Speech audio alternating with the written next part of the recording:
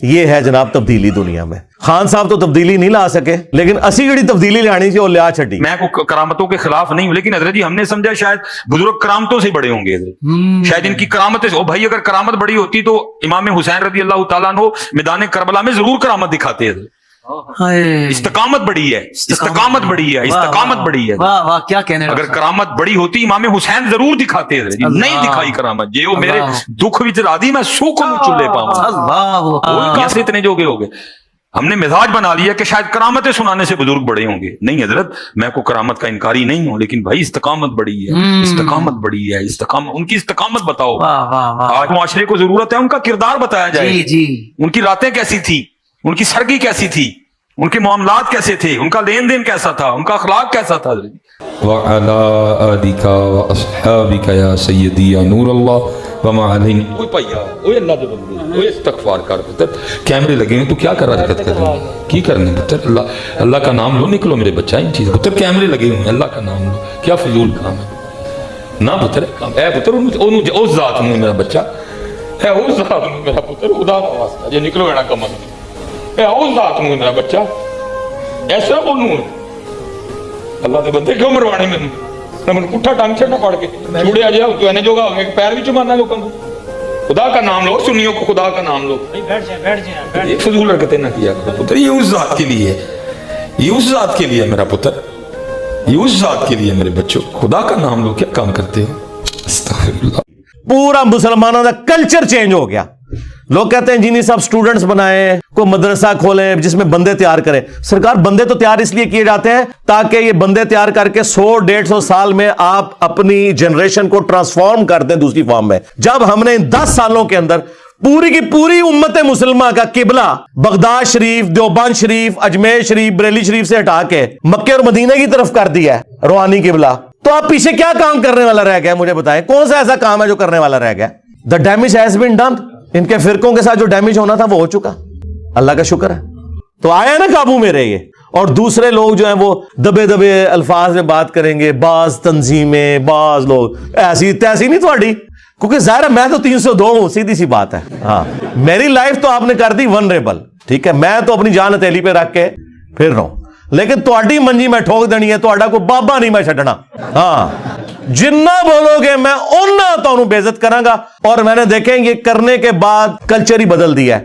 کل تک جن بزرگوں کا لوگ احترام کرتے تھے جہالت کی وجہ سے, وہ بزرگ اس قابل نہیں تھے, ایون اہل حدیث بھی ان کے نام بڑے احترام سے لیتے تھے. آج ان بزرگوں کے ناموں پہ میمز بن رہی ہیں. اور میمز کون بنا رہا ہے؟ ان بزرگوں کی عبادت کرنے والے جو بابے تھے نا, ان کے اپنے بچے ریورٹ ہو کے اپنے بابوں کی میمز بنا رہے ہیں. یہ ہے جناب تبدیلی دنیا میں. یار وہ بدماش جن کے بارے میں آپ کے بدماش اینکر بھی نام نہیں لے سکتے, ان کے میں نام لے کے انہوں نے پوڑ کے رکھ دینا, اور ایسے دبک دیں دوبارہ ان کی زبان نہیں کھلتی. دیکھا کہ نہیں یہ مذہبی دہشت گرد جو آپ کے ملک کے اندر پائے جاتے ہیں, ہر فرقے کے اندر ایک بیان میرے بارے میں دیتے ہیں, میں لا کے آتش پڑا چھڑنا, وڑ جانے دوبارہ نکلنے نہیں اپنی کھوڑی چبار, ہے نا. تو یہ سارے فرقوں کا آپس میں ایک ہونا. چلے آپ کی یہ خواہش میں نے پوری کر دی. آپ کہتے تھے نا اتحاد امت کروائیں انجینئر صاحب, اتنا بڑا اتحاد امت آپ نے دیکھا ہے کہ سب ایک دوسرے کو, مفتی صاحب, حضرت صاحب, جو ایک دوسرے کو سلام کا جواب دینے کے قائل نہیں ہے, تو بہت بڑی بات ہے. تو چلے انڈائریکٹلی تو اتحاد امت ہو گیا. اور یہاں پہ اتحاد امت یہ ہوا ہے کہ سارے فرقوں کے لوگ اپنے صدیوں کی امپائرز کو چھوڑ کے اس شخص کے ساتھ جڑ گئے ہیں جس کی قبر مدینے میں ہے, صلی اللہ علیہ وآلہ وسلم. میرے ساتھ نہیں, میری نہ کوئی چندہ بک, نہ کوئی مدرسہ, نہ کوئی مسجد, نہ کوئی اس طرح کا لینا دینا. تو لہٰذا ہمیں تو آپ کسی کے ساتھ کمپیئر ہی نہ کروائیں. ہمسا ہو تو سامنے آئے. ہاں سیدھی سی بات ہے. یہ مثالیں تو دیتے ہیں نا کہ جی انجینئر نے بھی ایک فرقہ کھڑا کر دیا. سرکار انجینئر کے فرقے کی مسجد ذرا کہاں ہے, ذرا ہمیں بھی دکھائیں. چندہ بک کدھر ہے, مدرسہ کدھر ہے, کوئی نہیں. یار فرقوں کی نشانیاں ہوتی ہیں نا, ایک نشانی بھی میرے اندر نہ پائی جاتی ہو, وہ تمام بری چیزیں جو کل تک تو بڑی اچھی تھی, اب میری وجہ سے بری لگنا شروع ہو گئی, چونکہ میں نے بتایا کہ یہ آپ لوگوں کا پیسہ بٹور کے اپنے اوپر لگا رہے ہیں. تو آج وہ کوئی ایک چیز بھی میرے اندر موجود نہ ہو, الٹا ہم آپ کے پیچھے نمازیں پڑھیں, آپ کو چندے دیں, پھر ہمیں کس طرح فرقہ کہیں گے آپ. دنیا میں کوئی علاج نہیں ہے کہ جب آپ کا سٹنٹ ڈالنے والا ہوا ہے, کوئی دوائی آپ کو ایسے ہی ہو کہ وہ آپ کا کولیسٹرول کا وہ ایشو جو ہے ریزالو کر دے. سٹنٹ ڈلنا ہی ڈلنا ہے بھائی, اور اگر زیادہ بگڑ گیا تو بائی پاس ہونا ہے آپ کا, اور اس میں سیدھا گرائنڈر چلتا ہے ادھر. ہاں یہ چھوٹا گرائنڈر چلاتے ہیں, کڑ کڑ کر کے یہ سارا آپ کا سینے کی ساری پسلیاں توڑ کے یوں کھولتے ہیں, پھر دل نکالتے ہیں. اور پھر آپریشن کرتے ہیں, پھر یہاں سے ٹانگ سے ایک نس نکال کے اس کو وہ کرتے ہیں. اب آپ یہ آپریشن ایک یوٹیوب پہ دیکھ لیں ایک ڈاکٹر کا, تو آپ اس ڈاکٹر پہ لانتے بھیجیں گے کیا؟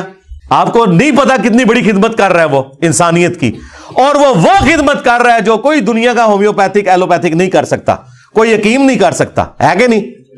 تو سرکار یہی کام میں کر رہا ہوں,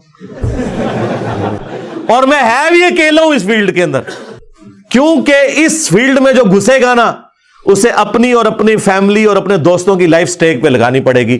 دنیا اس کے لیے پھر جنت نہیں رہے گی. ہاں, وہ آزادانہ گھوم نہیں سکتا. اور مزے کی بات, بلکہ دکھ کی بات, کہ اسے خطرہ غیر مسلموں سے نہیں مسلمانوں سے ہوگا.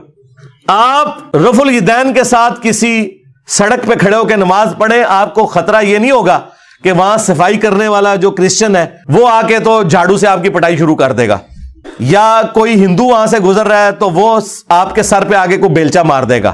آپ کو داڑھی والوں سے, پگڑی والوں سے, ان حنفیوں سے ڈر لگے گا جو کہتے ہیں کہ رفع الیدین منسوخ ہو چکا ہے. تو مسلمان جب مسلمان سے ڈرے سنت پہ عمل کرتے ہوئے, تو وہاں پھر اللہ تعالیٰ نے انجینئر جیسی بلائی چھوڑنی ہے نا.